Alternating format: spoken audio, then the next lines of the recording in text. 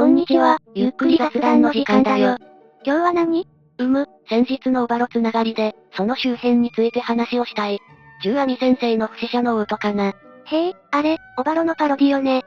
そうそう、キャラクターの解釈不一致が全然ないし、原作いじりとか、メタ認知がすごく上手くてすごく面白い。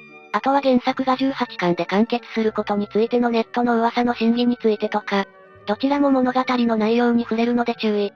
それでもいいよって人は、ゆっくりしていってね。元旦二世王国編の映画の続報が来て嬉しいけど、確か原作を忠実にコミカライズした片山不銀先生のオバロは19巻で終了なのよね。そう、城西都市エランテルを制圧したところだから、まだアニメにも追いついていない。全部をコミカライズしたってわけではないから、別の人が続きを書くのか、あるいは全く新しく最初からコミカライズし直して原作を追っていくのか一切不明だ。もっともオバロ原作については、現時点において18巻で完結と、久我根先生がおっしゃっている。ファンとしてはそちらも気になるところだぜ。そしてこの18巻というのは、本来の形ではなく、久我根先生が一部のファンに腹を立てたせい、などと、まとめブログやらなんやらの一部界隈でまことしやかに語られている。どういうこと？円盤限定特典の亡国の吸血鬼の違法アップロードが出回ったせいだよ。このやりとりが噂の出所だぜ。ああ、これは確かに噂になりそうなやりとりね。だが、これはあくまでもこの場だけのやりとりだ。何しろ不銀先生のコミカライズ2巻の巻末の対談の中で、9巻と残り9巻の合計18巻で終わらせると明言しているからだ。2015年にはもう結末まで構想があるんだよ。ただ一旦オーバーロードの話は終わりになるということだから、その先はわからない。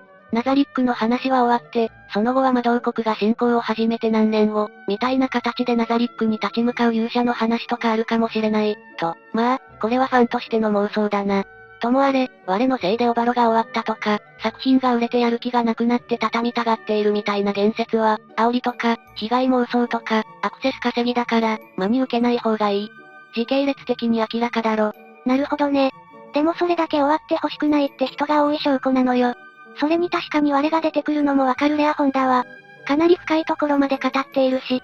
まあ、現時点でオークションとかに出ているのは全部偽造品だろうな。SNS で本物と偽造品の見分け方を解説している投稿まで見つけたぜ。紙質とか閉じ方が違うらしい。怖？何十万円のプレミアになった途端、悪人が現れるんだよな。さて、話を戻そう。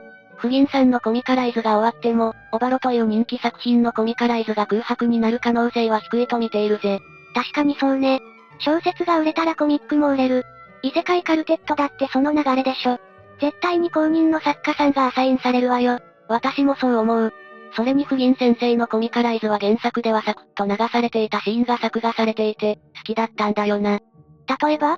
そうだな、19巻ではアインズがフィースを連れてイランテルの街に出る前に護衛として行為の天使を超位魔法で召喚する。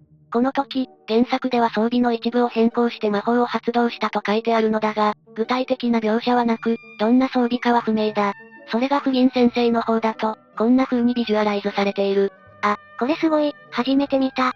これって多分久我根先生と打ち合わせして、こういう装備だって聞いたのよね。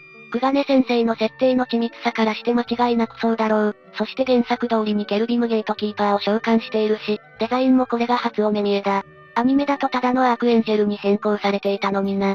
ファンはこういうのが気になってしまうのよね。他にもアルベドの多層式の鎧や書き下ろし短編、対談など久我根先生のコンテンツが収録されることもある。コミカライズによって、初めて知り得る情報って結構多い。それがないのは寂しいから、近いうちに不銀先生の抜けた穴を埋める方が現れるだろうぜ。さて、ここから不死者の王の話題だ。先月22巻が発売されたが相変わらずネタの膨らませ方がうまいな、と思う。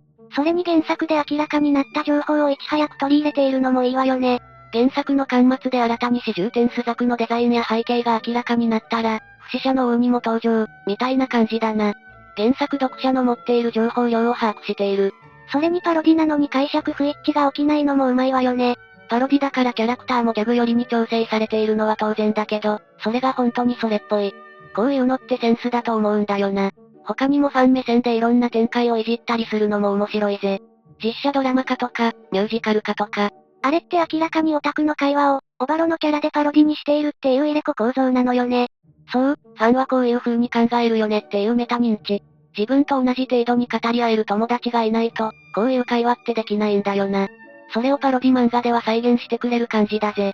なんだか面白さの理由が分かった気がするわ。それにキャラ解釈。特に扉へのクオリティが高い。これはネイヤとシズなんだけど、ネイヤがトートバッグにアインズの缶バッジとか人形をたくさんつけていて、これがオタクっぽくてすごく似合ってる。キャラ解釈一致、と。他にも葬式ネタのエピソードでアウラが半ズボンの礼服を着ていて、なんと靴下止め。こういうのすごくフェティッシュだよな。そういうのまで発見して刺さってる人もいるのね。それに思うのだけどやっぱりオバロって最強軍団ものだから、そのメンバー同士でやり取りするのが楽しいんだよ。原作はナザリックを際立たせるために、滅ぼされる側の都合とか人物をしっかり描写しているんだけど、パロディはほぼ完全にナザリックだけで完結している。そういう意味ではうまくファンの需要を抑えていると思うぜ。それってドリフターズみたいなシステムを連想したわ。人気のメンバーがいろんなコントをしてくれるって形式。それにオバロってゲームでいうところのフレーバーテキストがめちゃくちゃ多い作品だから、キャラクターの造形ってしやすいのかもしれないわね。それはあるだろうな。久我根先生はすごくキャラクターを立てるのがうまい。キャラクタークリエイトの時にどんな外見をしているのか、何を好み、何を嫌うのか、それにはどんな背景があるのか、何のために行動するのかっていう指針があるような気がする。すごく TRPG っぽい。それは以前から別のオバロ動画でも触れたから今回はパス。とにかく十阿弥先生のコミカライズはオタクっぽくて面白い。そして明らかにターゲット層の年齢が高め。あ、それは感じていたわ。ネタを楽しむためにはオタクの一般教養が必要というか、長くオタクやってないとわからないようなネタが多いものね。12巻ではアガサ・クリスティのネタがあったぜ。アクロイド殺しなんて今、若い人は誰も読んでないだろう。アガサ・クリスティは推理小説の定番化しているけど、そういう海外推理小説クラスタって全然見なくなった気がするぜ。特に若い世代については、図書館にたくさんあったから、海外 SF とかと合わせて棚丸ごと読んだものだぜ。懐かしい。今になっては私も海外作家は和尾石黒みたいなノーベル賞作家の代表作とか、火星の人みたいな映画化された作品の原作とか、中国で大ヒットした3体とか、そういう系の作品しかフォローできてない。オタクのエンタメについては国内で自給できちゃってるんだ。確かに昔のオタクって海外コンテンツをかなり取り入れてたものね。内向きなんだよな。でもその内向きで作ったものが世界で受けるのだから、一般視聴者にとって、変なオタク教養主義はいらないのかもしれないな。今はすぐにマウントとか言われるし、ね。ともあれ、そういうオタク知識を前提にしたあるあるネタを楽しむという点でも不死者の王は面白いと思う。という結論でこの動画は終了。片山不銀先生のコミカライズ終了。オバロ完結に向けたデマの訂正。十阿弥先生の不死者の王の面白さ、オタクっぽさなんかをだらっとまとめてみた。本当に雑談ね。